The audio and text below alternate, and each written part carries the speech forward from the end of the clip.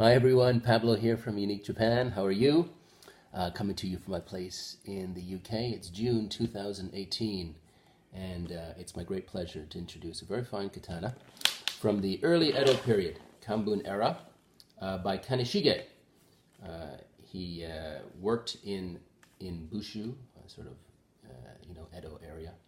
So it's really in the heart of samurai land. Of course, present-day Tokyo, the capital, and beautiful katana. So first, let's take a look at the Shirasaya. It's always a precursor to a good sword when you see little details, such as these bamboo strips on the Shirasaya. Very well made. Looks good. Looks good. Actually, relatively new Shirasaya. So that's sometimes the Shirasayas that get kind of old and need replacing after a little while, but this won't need replacing for several decades. Okay, so let's take a look at the blade. Okay, so go back here, get you a full zone of it. So, Nagasa is 68.7 centimeters, so 68.7. A little bit shy of 70 centimeters, but this is the kind of length that you see a lot of swordsmen use. I think sometimes the slightly less than 70 centimeters find it a little bit easier to maneuver. The curvature is 1.4 centimeters, which is pretty standard in that sort of mid-era of the 1600s. Sometimes you see curvature of 1.2 centimeters or 1.1, but 1.4 is fairly curvy. The sword has a bohi on both sides, and that aids for quickness, lightness in the blade. Yeah, it's just a nice looking piece from the Edo period. So let's take a look at the nakago for the sword.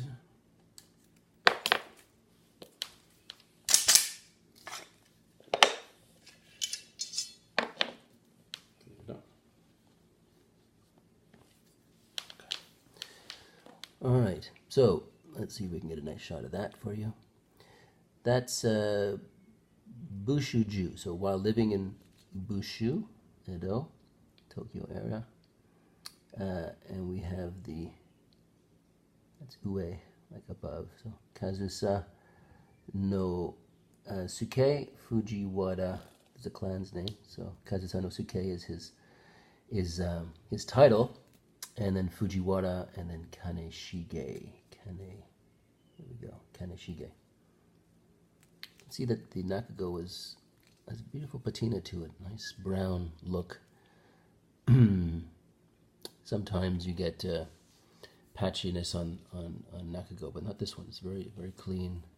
It's clearly been well taken care of, which is always a treat to see. Now, Hamon's going to be difficult to capture on this blade, so we'll rely on photographs for that. But I will give you a quick kind of zoom in on the sword.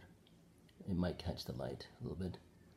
Of course, it's gray outside, kind of cloudy, typical UK sort of day, but it is a little bit warmer, and that's good. Kind of a chu kisaki, kind of middle-sized kisaki, very sharp. Kaneshige is a josaku smith, so he's a a superior swordsmith, and his cutting ability is ryo wazamono. So he's got some seriously sharp swords, and you can feel that this is a very sharp piece. Now there are 2 points that I want to show on the blade in terms of just small little blemishes. This is one right here. That's one little hiccup, kind of normal, little hadawada there, opening up. And there's another one slightly above, right around there, right here. Okay. So, apart from those 2 areas, the sword's very, very clean. In fact, it was recently polished. And there's a lot of beautiful jinie, so it kind of shines. Good swords, they shine.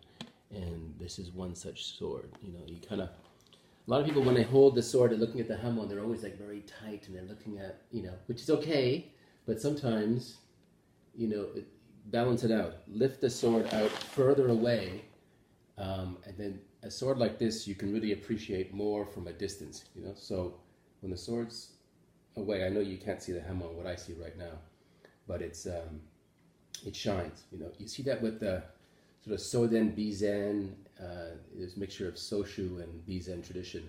This is a Soshu sword, so you don't want to just like look too tight and let the world pass you by. You want to kind of get it a little further away, and then you really boom, it really comes alive.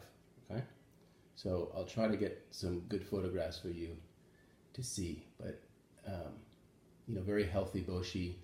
The hamon is splendid. And I just tried, just a couple seconds maybe. Yeah, you can see the thickness of the Nyoguchi? Kind of fluked out here, getting the light above me. But you can see, whoa, Zemo! There it is, okay? So this is the hamon that you're gonna get. Nice long ashi. Ashi are legs. See the legs extending to the cutting edge? Yummy, very good, very good. We like it. Yeah. Actually, he's been compared to like Kotetsu and the likes of some very big names in the Shinto period. His hamon may not be as bright as Kotetsu, but it's pretty bright, actually. I'm not sure I can get this side of the hamon as well, but we'll try. There you go, a little bit, okay? But yeah, anyway, sharp, good, handsome sword. A typical piece, a typical quality piece from the Edo period, all right, early Edo period. Sword has Tokubetsu Hozon certificate, which I will show you very soon. Okay, all right. So for now, we'll put it back in the Shirasaya. Wrap her up. Okay. So here's the Tokubetsu Hozon certificate for the blade, issued a couple years ago. All right. This sword is with me here in the UK, of course. So, and it's on consignment. That means that it could ship to Europe very easily. For example, I can also ship, to the States or wherever. But for those that are in Europe and thinking of a good quality sword and might be worried about import taxes into the EU, this has all been paid for, so I can zip it from the UK to you with, pain-free. But anywhere else in the world as well, we can ship to Australia, dokodamoi, anywhere. Okay, so here is the koshidai, which is very handsome indeed. So, where do I begin? Okay, the scabbard itself is relatively new, made not too long ago, but this kind of nashiji, kind of sparkly, definitely some bling happening here with this koshidai. Has the Tokugawa crest on it, right? This is the Tokugawa family. And looks good, right? So whoever decided to make this this koshidai, it wasn't through Unique Japan, he did a fine job of placing the hollyhock here, and this theme continues on to the tsuba, right? And also the minuki also has that hollyhock theme. So a real, matching set. Oh yeah, and also the kozuka has one. So I'm going to open it up. This is the tsunagi. This is the wooden sword that keeps the koshidai together. I've spoken about that in the past. I've had clients pick up the sword, the koshidai first, and then recognize that only a wooden sword is inside, and they kind of freak out only to find the sword in the shirasaya, the actual blade itself, and they thought, oh no, I thought I'm going to get a real sword. Of course, they did. Anyway, here's the kozuka. Let's get a little close up, because can you see that? Okay, this is this is very good nanako work on here. Very, very small little dots. I don't know, maybe from this angle you can see it a little better. Okay, so this is the kozuka. It looks like it's signed here. Yeah, Okay, so now I had this koshidai sent, or the tsuba sent back along with the hilt to Japan to get it certified, because this tsuba is super tsuba. It's a tremendous tuba. This actually got attributed to the Yoshioka school, which, you know, you'll see a lot of formal daisho fittings made with these with this school. Yoshioka and Goto school were highly regarded, and all, you know, the top samurai would have these cool fittings.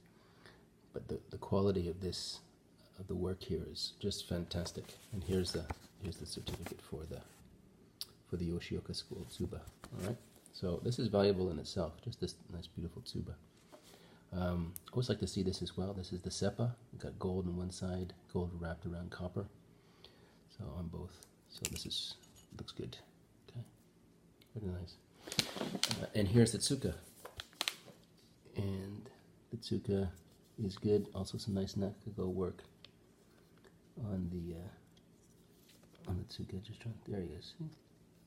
These are hand punched. You know, these are hand punched individual. Boom, boom, boom. Like how hard on the eyes would that be? But it's so even, so beautiful. Fantastic. On the kashida, we have horn. Okay, this is buffalo horn. Very good. And nice big nodes on the tsuka. The sword fits this koshidai quite nicely. So let's see if I can do that for you. Here are the two seppas. Good idea is you take the two seppas and you see which one is a little bit bigger, and you know that's the one that goes on top. You can see the one, this one that's just slightly bigger, so I know that one goes on top, with the gold facing on the outside and the copper facing on the inside. The tsuba, right, you hold the blade up, nice and with blade up, and the sort of moon shape, that goes on the left side. Okay, good. The other seppa goes on. Good. And then